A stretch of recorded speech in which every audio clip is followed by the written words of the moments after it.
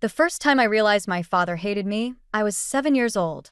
My name is Rachel Merrick, and I've spent most of my life trying to earn the love of a man who sees me as nothing but a burden. Rachel, get down here and set the table. Dad's voice boomed from the kitchen, making me flinch. I scrambled down the stairs, nearly tripping over my own feet in my haste to obey. As I entered the kitchen, the aroma of Mom's pot roast filled the air. Dad stood by the counter, his face twisted in a scowl. "Can't you move any faster? Your mother's been slaving away all day, and you can't even be bothered to help." I grabbed the plates from the cabinet, my small hands trembling. "I'm sorry, Dad. I was just Dash." "I don't want to hear your excuses," he snapped, cutting me off. "Just do as you're told." Mom glanced over her shoulder, her eyes distant. "Jasper, please." She's trying her best. Dad's jaw clenched. Her best isn't good enough. It never has been. I felt my chest tighten as I carefully laid out the plates, desperate to avoid making any noise that might set him off again. As I reached for the silverware drawer, I heard the front door open. "We're home." Aunt Margot's cheerful voice rang out, followed by the pitter-patter of little feet. My 3-year-old sister, Isla, burst into the kitchen, her curls bouncing. "Daddy," she squealed, running straight into his arms. Dad's entire demeanor changed in an instant. His scowl melted into a warm smile as he scooped Isla up. "There's my little princess. Did you have fun with Aunt Margot?" I watched, a familiar ache settling in my chest, as Dad showered Isla with affection. It was always like this. Isla was the golden child, the one who could do no wrong. And I was the mistake. Aunt Margot entered the kitchen, her kind eyes finding mine. "Hello, Rachel. How are you, sweetheart?" Before I could answer, Dad cut in. "She's fine." Rachel finished setting the table. Aunt Margot frowned, but said nothing. She knew better than to challenge Dad when he was in one of his moods. As we sat down to eat, the conversation revolved entirely around Isla, her day at the park, her new words, her latest accomplishments. I pushed my food around my plate, feeling invisible. "Rachel," Mom's voice startled me. "Why aren't you eating? I made this especially for your father." I forced a smile. "It's delicious, Mom. I'm just not very hungry." Dad's eyes narrowed. "You're ungrateful. That's what you are. Do you know how many kids would kill for a meal like this?" "I'm sorry," I whispered, fighting back tears. "May I be excused?" "No," Dad said firmly. "You'll sit here and finish your dinner like a good girl, and then you'll do the dishes." Aunt Margot cleared her throat. "Jasper, don't you think Dash?" "This doesn't concern you, Margot," Dad snapped. "She's my daughter, and I'll raise her as I see fit." The rest of the meal passed in tense silence. As soon as it was over, I hurried to clear the table, desperate to escape to my room. As I stood at the sink, up to my elbows in soapy water, I heard Dad's voice from the living room. "I swear, that girl is the bane of my existence. If it wasn't for her, we could have had the life we always dreamed of." "Jasper, please." Mom's voice was barely audible. "She might hear you." "Let her hear," Dad replied bitterly. "Maybe then she'll understand what a disappointment she is." I bit my lip hard, trying to hold back the sobs that threatened to escape. This was my life, always trying, always failing, never good enough. As I finished the dishes, I made a silent vow to myself. One day, I would prove them all wrong. One day, I would make something of myself, with or without their approval. Little did I know, that day would come sooner than I ever imagined, and it would change everything. The sizzle of garlic hitting hot oil filled the air as I expertly flipped the pan, tossing the ingredients with a practiced flick of my wrist. The bustling kitchen of Chicago's premier culinary institute hummed with energy, a stark contrast to the stifling atmosphere of my childhood home. "Rachel, your technique is impeccable," Chef Marceau praised, peering over my shoulder. "That reduction is coming along beautifully." I beamed, savoring the warmth of his approval. "Thank you, Chef." As I plated my dish, my best friend Eli sidled up next to me. "Killing it as usual, Ratch. You're gonna blow everyone away at the showcase next week." I grinned, feeling a surge of confidence. "Thanks, Eli. I just hope Dash." My phone buzzed, interrupting my thought. I glanced at the screen, and my smile faltered. It was a text from Mom. Your father wants to know when you're coming home. Isla misses you. I sighed, tucking the phone away. Eli raised an eyebrow. Everything okay? Yeah, just family stuff, I muttered, focusing on garnishing my plate. After class, Eli and I grabbed coffee at our favorite campus spot. As we settled into a cozy corner booth, he fixed me with a concerned look. Spill litt, rock. What's going on with your folks? I took a deep breath, tracing the rim of my mug. They want me to come home. Dad's probably hoping I'll give up on this chef nonsense and get a real job like he's always wanted. Eli's eyes narrowed. Don't tell me you're considering it. No way, I said firmly. This is my dream, Eli. I'm not giving it up for anyone. He nodded approvingly. Good. Because you're too damn talented to waste it on their small-minded expectations. Just then, my phone rang. It was Aunt Margot. I answered, grateful for the distraction. Hey, Aunt Margot. Rachel, darling. How's my favorite culinary prodigy? I couldn't help but smile at her enthusiasm. I'm good, Aunt Margot. Just finished another day of classes. Wonderful. Listen, I've got some exciting news. I've been talking to an old friend who owns a restaurant in the city. He's looking for some fresh talent for a summer internship. I may have mentioned your name. My heart raced. Are you serious? Aunt Margot, that's incredible. You deserve it, sweetheart. You've worked so hard. I'm sending you the details now. Oh, and one more thing. I heard the rustle of paper, then Aunt Margot's voice softened. I know things haven't been easy with your parents. I want you to have this. Consider it a little boost to help you chase your dreams. My phone pinged with a notification. I checked it and gasped. Aunt Margot had sent me a generous financial gift. Aunt Margot, I don't know what to say, I stammered, tears pricking my eyes. You don't have to say anything, dear. Just promise me you'll keep following your passion. You have a gift, Rachel. Don't let anyone dim your light. After we hung up, I sat in stunned silence. Eli leaned forward, concern etched on his face. Ratch? What is it? I showed him the notification, still in disbelief. Aunt Margot. She believes in me, Eli. She really believes in me. Eli grinned, squeezing my hand. Of course she does. We all do. It's about time you started believing in yourself, too. As we left the coffee shop, a new sense of determination filled me. I had support, I had talent, and now I had the means to take the next step towards my dreams. That night, as I pored over the internship details, my phone buzzed again. Another text from Mom. Your father's asking about your plans after graduation. He says it's time to be practical. I stared at the message, a familiar mix of frustration and defiance rising within me. Then, with a deep breath, I typed out a reply. Tell Dad I am being practical. I'm pursuing a career I'm passionate about and skilled in. I'm staying in Chicago this summer for an internship. This is my path, and I'm following it. I hit send before I could second-guess myself. Then, turning back to my culinary textbooks, I threw myself into planning for the showcase. I had a point to prove, not just to my family, but to myself. For the first time in my life, I felt truly free. And I was hungry for more. The familiar scent of home hit me as I stepped through the front door, a bittersweet mixture of nostalgia and dread. I'd barely set my bags down when Mom's voice called out from the kitchen. Rachel, is that you? Come help me with dinner. I sighed, steeling myself. Coming, Mom. The kitchen was a flurry of activity.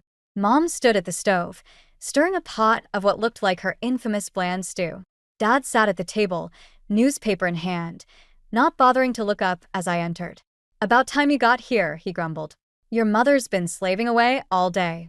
I bit back a retort, instead moving to the counter to start chopping vegetables. How can I help, Mom? She glanced at me, her eyes distant. Just do what you can. You know how to cook now, don't you? I nodded, trying not to let the hurt show on my face. 4 years of culinary school, and this was all the acknowledgement I got. As I worked, I couldn't help but notice how outdated the kitchen equipment was. The knives were dull, the pots and pans worn. I thought of the state-of-the-art kitchens I'd trained in and felt a pang of longing. So, Dad's voice cut through my thoughts. What are your plans now that you've finished with that cooking hobby of yours? I tensed, focusing on the carrots I was dicing. It's not a hobby, Dad. I'm a trained chef. I'm planning to work in restaurants. Maybe open my own someday. He scoffed. A restaurant? That's no way to make a living. You need a real job, something stable. Before I could respond, the front door burst open. I'm home, Isla's voice rang out, followed by the sound of her bounding up the stairs. Dad's face lit up. There's my girl. How was your day, princess? I watched as he showered Isla with attention, asking about her day, her friends, her plans. The contrast to his interaction with me was stark and painful. As we sat down to eat, the conversation revolved entirely around Isla's achievements and aspirations. I pushed the bland stew around my plate, my culinary instincts screaming at the lack of seasoning and depth. Rachel, Mom's voice startled me. Why aren't you eating? Don't you like it? I forced a smile. It's fine, Mom. I'm just not very hungry. Dad's eyes narrowed. After all the effort your mother put in, you're still as ungrateful as ever, I see. I felt my temper flare. I didn't say that. I just dash. That's enough, he cut me off. If you're so good at cooking now, why don't you make dinner tomorrow? Show us what you've learned with all that money we wasted on your education. I nodded stiffly, already planning the menu in my head. I'd show them exactly what I could do. The next evening, I threw myself into preparing a gourmet meal. I used every technique I'd learned, every trick to elevate flavors and presentation. The kitchen came alive with aromas that had never graced this house before. As I set the table, arranging each plate with care, I felt a flicker of hope. Maybe this would be the moment they finally saw my worth. But as we sat down to eat, the reactions were underwhelming. Mom picked at her food, muttering about fancy restaurant nonsense. Dad took a few bites, then pushed his plate away. It's interesting, he said, his tone dismissive. But give me a good home-cooked meal any day. This just isn't practical, Rachel. I felt my heart sink. No matter what I did, it would never be enough. Later that night, as I was cleaning up, I heard a soft knock. My grandfather, Gideon, stepped into the kitchen, his eyes twinkling. That was quite a meal, Rachel, he said warmly. You've got a real talent. I felt tears prick my eyes at his kindness. Thanks, Grandpa. At least someone appreciates it. He nodded, understanding in his gaze. Then, reaching into his pocket, he pulled out an old, leather-bound book. I want you to have this. It's been in our family for generations. As I took the book, its pages yellowed with age, I realized it was filled with handwritten recipes. Gideon squeezed my shoulder. Don't let them dim your light, Rachel. You've got a gift. Use it. In that moment, holding my family's culinary legacy in my hands, I felt a renewed sense of purpose. I might not have my parents' approval, but I had something far more valuable, a passion, a talent, and now, a connection to my roots. I was more determined than ever to forge my own path, no matter the obstacles. The Merrick family gathering was in full swing, the living room buzzing with conversation and laughter. I stood in the corner, nursing a glass of wine, feeling like an outsider in my own family. Aunt Margot caught my eye from across the room and offered a sympathetic smile. Rachel, dear. Grandpa Gideon's voice cut through the noise. Come here a moment, would you? I made my way through the crowd, grateful for the excuse to escape another of Dad's pointed comments about real jobs. Grandpa Gideon sat in his favorite armchair, eyes twinkling with mischief. I've got something for you, he said, pulling out a small envelope. Just a bit of fun. Inside was a scratch-off lottery ticket. I laughed, touched by the simple gesture. Thanks, Grandpa. Well, go on then, he urged. Let's see if Lady Luck is on your side today. With a playful roll of my eyes, I began scratching. As the numbers were revealed, my heart started racing. I double-checked, then triple-checked, hardly daring to believe it. Grandpa, I whispered, my voice shaking. I think I won. His eyes widened. Won what, dear? The jackpot. $500,000. The room fell silent as the news spread. Then, chaos erupted. 500,000? Dad's voice boomed. Well, isn't that something? That'll set us all up nicely. I felt a chill run down my spine. What do you mean, us all? Mom chimed in, her tone sickly sweet. Well, surely you'll share with your family, Rachel. After all we've done for you.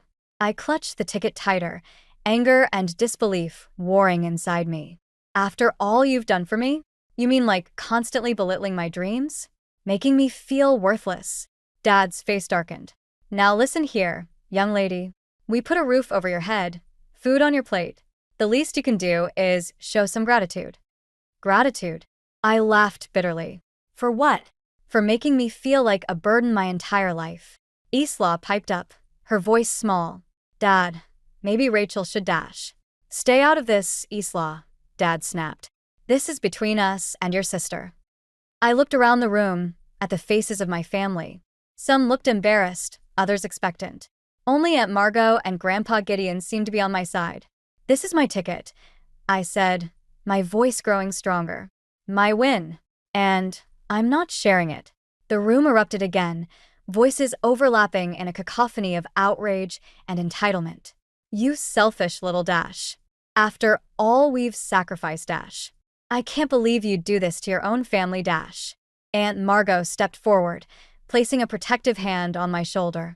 That's enough. This is Rachel's win, and it's her decision what to do with it.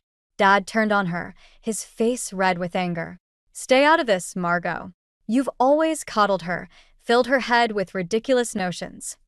The only ridiculous notion here, Grandpa Gideon's calm voice cut through the chaos, is the idea that Rachel owes you anything. The room fell silent once more. Grandpa rarely raised his voice, and when he did, everyone listened. This is Rachel's chance, he continued. Her opportunity to pursue her dreams. And if you can't support that, then maybe you need to take a long, hard look at yourselves. I felt tears prick my eyes, overwhelmed by his support. In that moment, I made a decision that would change everything. I'm leaving, I announced.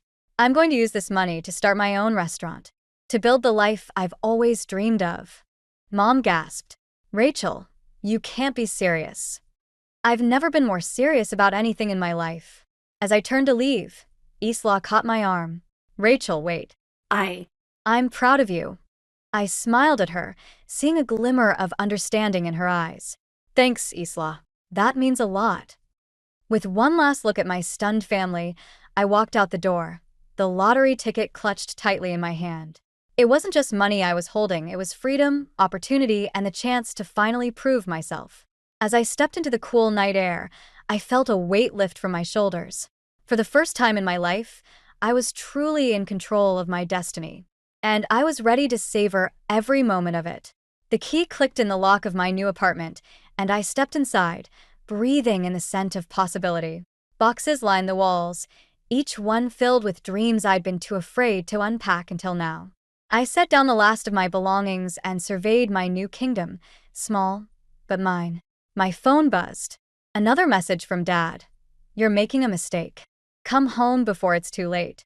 I deleted it without responding. There was no going back now. A knock at the door startled me. I opened it to find Eli grinning, a bottle of champagne in hand. Housewarming gift for the future restaurateur. I laughed, ushering him in. You're ridiculous. I haven't even started looking for locations yet. Details, he waved dismissively. We're celebrating your freedom tonight. As we sipped champagne from mismatched mugs, I shared my plans. I'm thinking of a fusion concept. Something that blends traditional recipes with modern techniques. Eli nodded enthusiastically. That's perfect. It's you on a plate, honoring your roots while forging your own path. A warmth spread through me, and not just from the champagne. This was what support felt like. The next few weeks were a whirlwind of activity. I scoured the city for the perfect location, met with real estate agents, and drafted business plans. Each step forward was exhilarating, but the constant barrage of doubt-filled messages from my parents cast a shadow over my excitement. One afternoon, as I was poring over potential menu items, my phone rang. It was Aunt Margot. Rachel, darling, how's the restaurant planning coming along? I sighed, grateful for her unwavering support. It's challenging, but exciting. I think I've found the perfect location. That's wonderful. Listen, I've been thinking. I have some connections in the restaurant industry. How about I set up a meeting with a few potential investors? My heart raced. Aunt Margot, that would be incredible. Thank you. Don't thank me yet, she chuckled. These investors can be sharks. But I believe in you, Rachel. You've got what it takes to impress them. After we hung up, I turned back to Grandpa Gideon's recipe book, seeking comfort in its worn pages. As I flipped through, a folded piece of paper fluttered to the floor. Curious, I opened it. My dearest Rachel, if you're reading this, it means you've finally taken the leap to follow your dreams. I always knew you had it in you. There's so much of your grandmother in you, her passion, her talent, her unwavering spirit. There's something you should know. Years ago, your grandmother and I owned a restaurant. It was our pride and joy, built from nothing but love and determination. We poured our hearts into every dish, every customer interaction. It was more than a business. It was our legacy. But we lost it. The details aren't important now, but know this. Dreams can be fragile things. Protect yours fiercely. Don't let anyone, not even family, steal your passion. You have a gift, Rachel. Use it. Create something beautiful. And remember, true family supports your dreams, not diminishes them. I'm so proud of you. Love, Grandpa Gideon. Tears blurred my vision as I read and reread the note. A family secret hidden all these years. Questions swirled in my mind. What happened to their restaurant? Why had no one ever mentioned it? With trembling hands, I picked up my phone and dialed Grandpa Gideon's number. It went to voicemail. Grandpa, I said, my voice thick with emotion. I found your note. I have so many questions. Please call me back when you can. As I hung up, a new determination filled me. I wasn't just building a restaurant anymore. I was reclaiming a legacy, honoring the dreams that had been lost. I turned back to my plans with renewed vigor. The menu began to take shape, a blend of Grandpa Gideon's traditional recipes and my own modern twists. Each dish would tell a story, our family story. As night fell, I stood at my window, looking out at the city lights. Somewhere out there was the perfect location for my restaurant. Somewhere out there were the answers to the questions burning in my mind. Tomorrow, I'd start searching for both. But tonight, I allowed myself to dream, fueled by the knowledge that I wasn't just following my own passion, I was carrying forward a family legacy. And nothing, not even my parents' disapproval, could stop me now. The rhythmic pounding of hammers and whir of power tools filled the air as I stood in the center of what would soon be my restaurant. Dust motes danced in the sunlight streaming through the newly installed windows, and for a moment, I allowed myself to bask in the progress. MS. Merrick? A voice pulled me from my reverie. We've uncovered something you might want to see. I followed the contractor to a back corner where they'd been removing old drywall. There, revealed like a time capsule, was a faded sign. Gideon's Place Zest. 1975. My breath caught in my throat. Grandpa Gideon's restaurant had been here, in this very spot. It couldn't be a coincidence. That night, I pored over his recipe book with new intensity, searching for clues. As I flipped through the well-worn pages, a yellowed newspaper clipping fell out. The headline made my blood run cold. Local restaurant closes amid family dispute. The article detailed how Gideon's Place, once a beloved neighborhood institution, had shuttered its doors after a bitter disagreement between the owner and his son-in-law. The son-in-law wasn't named, but I knew in my gut it was my father. With shaking hands, I dialed Grandpa Gideon's number. This time, he answered.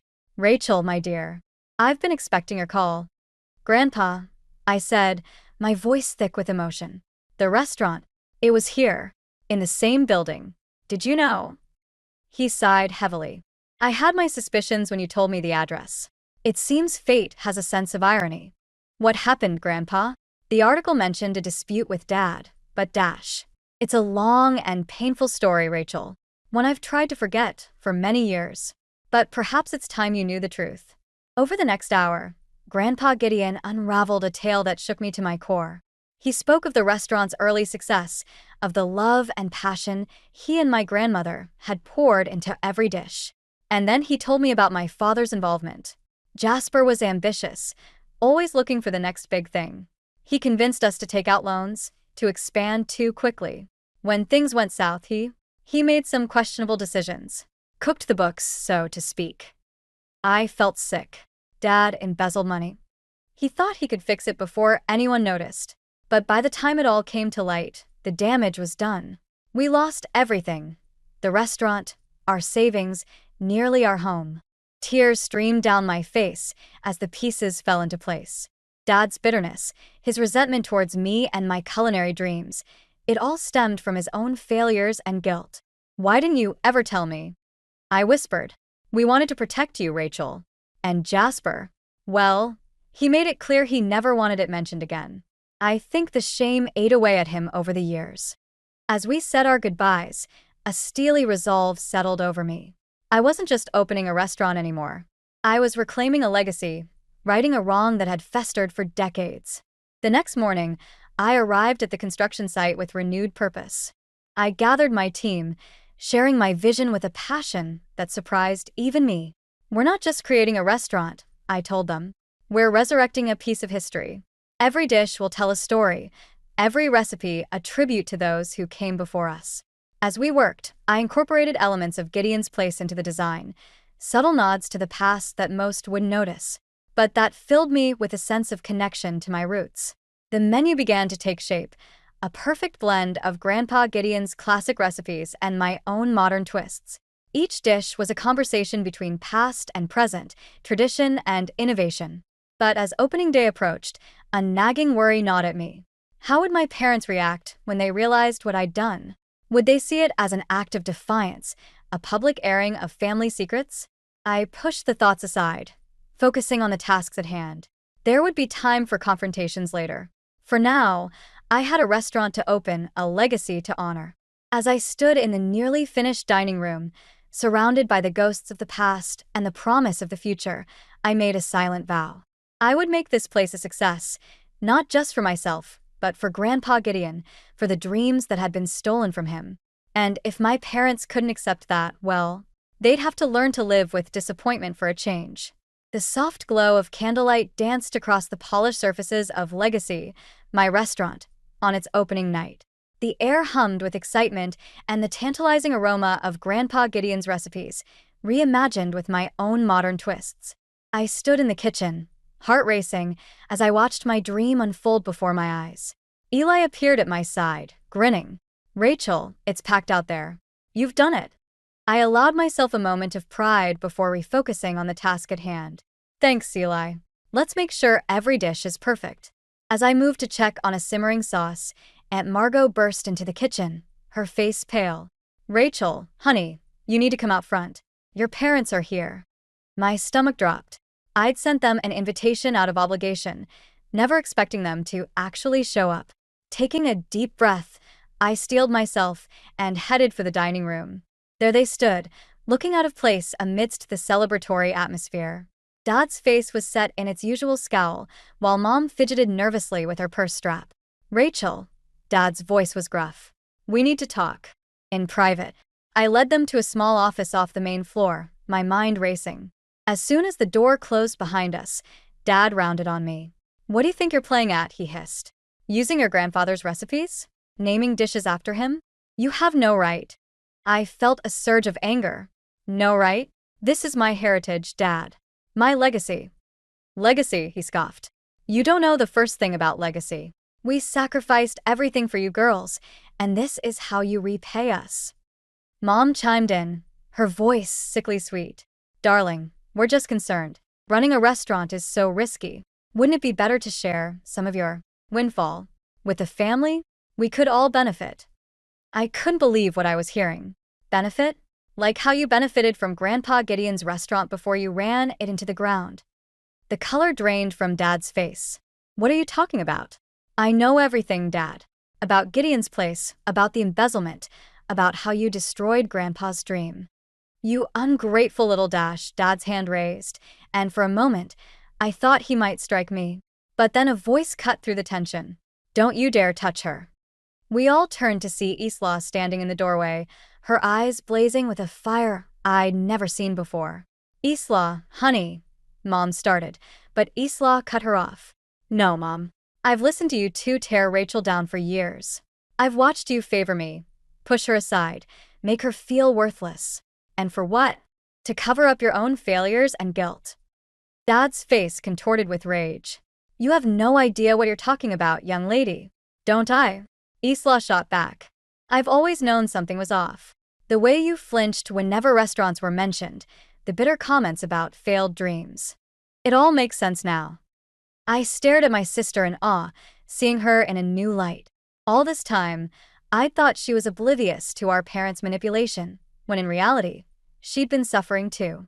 This ends now, I said, finding strength in Isla's support. You two have no claim on this restaurant or its profits. This is my dream, my hard work, and my redemption of our family's legacy. You can't do this, Dad sputtered. We're parents. We deserve dash. You deserve nothing, I interrupted, my voice steady. If you can't be happy for me, if you can't support my dreams, then you have no place here. Not in my restaurant, and not in my life. A heavy silence fell over the room. Mom's eyes darted between Dad and me, uncertain. Dad's face was a storm of emotions, anger, shame, and something that might have been regret. Finally, Isla spoke again. Rachel's right. It's time for us to go, Mom and Dad. This is her night, her triumph. We should never have come here to ruin it. As Isla ushered our shell-shocked parents out, I felt a weight lift from my shoulders. I'd confronted the ghosts of my past and come out stronger.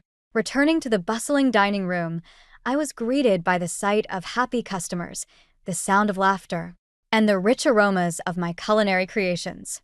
This was my world now, my family. And as I dove back into the rhythm of the kitchen, I knew that whatever challenges lay ahead, I was ready to face them. On my own terms, with my own strength, and with the true support of those who believed in me. The aroma of sizzling garlic and fresh herbs filled the air as I moved through the bustling kitchen of Legacy. 6 months had passed since our tumultuous opening night, and the restaurant had blossomed beyond my wildest dreams. Rachel. Isla's voice called out over the clatter of pots and pans. The food critic from the Tribune just arrived. I nodded, taking a deep breath to calm my nerves. This review could cement our reputation as one of Chicago's top dining destinations. As I put the finishing touches on the critic's first course, my eyes fell on the framed photo hanging in the corner of the kitchen. It was a picture of Grandpa Gideon in front of his original restaurant, his eyes twinkling with pride. Next to it hung the handwritten recipe book he'd given me, now a cherished relic of our family's culinary legacy. You've got this, Ratch, Eli said, squeezing my shoulder as he passed. Your food speaks for itself. I smiled gratefully at my friend, now my sous chef. Thanks, Eli. Let's show them what legacy is all about. As the evening progressed, I lost myself in the rhythm of the kitchen, the dance of flavors and textures that had become my life's passion. Each dish that left the past was a piece of my heart, a fragment of my family's story reimagined. Hours later, as the last customers trickled out, Isla burst into the kitchen, her face flushed with excitement. Rachel, you're not going to believe this. The critic, he loved it. He's calling Legacy a triumphant blend of nostalgia and innovation. We did it. The kitchen erupted in cheers. As I hugged my sister, tears of joy streaming down my face, I caught sight of a familiar figure standing in the doorway. Grandpa. I gasped. Grandpa Gideon stepped forward, his eyes misty. I couldn't stay away any longer. I had to see for myself what you've accomplished. As he looked around the kitchen, taking in the modern equipment alongside the old family photos and recipes, his face broke into a wide smile. You've done it, Rachel. You've reclaimed our legacy and made it your own. We spent the next hour showing Grandpa around, introducing him to the staff, and sharing stories of the past few months. As we sat in a quiet corner of the empty dining room, Grandpa reached into his pocket and pulled out an envelope. I have something for you, he said, his voice thick with emotion. It's a letter from your father. My heart clenched. I hadn't spoken to my parents since opening night. With trembling hands, I opened the letter and began to read. Rachel, I've spent months trying to find the words to express how deeply I regret my actions, both recent and long past. The truth is, I've been a coward. I allowed my own failures and guilt to poison our relationship, to blind me to the incredible person you've become. Seeing the success you've made of Legacy, hearing about how you've honored your grandfather's memory while forging your own path, it's made me realize how wrong I've been. You are everything I wish I had been brave enough to be. I know I have no right to ask for your forgiveness, but I hope that someday you might allow me the chance to try to make amends. To be the father you always deserved. With love and deepest regret, Dad. As I finished reading, I looked up to see Isla and Grandpa watching me with concern. Are you okay? Isla asked softly. I took a deep breath, surprised by the sense of peace that washed over me. I am. For the first time in a long time, I really am. In that moment, surrounded by the warmth of my restaurant and the love of my true family, not just those related by blood, but the family I'd chosen and built, I realized that I had finally found my place in the world. Legacy wasn't just a restaurant. It was a testament to the power of perseverance, of honoring the past while embracing the future. It was the culmination of a journey that had taught me the true meaning of family, of self-worth, and of following one's dreams against all odds. As we raised our glasses in a quiet toast, I knew that whatever challenges lay ahead, I was ready to face them. I had reclaimed my family's legacy, forged my own path, and in doing so, had finally found the acceptance and love I'd always craved, not from others, but from within myself.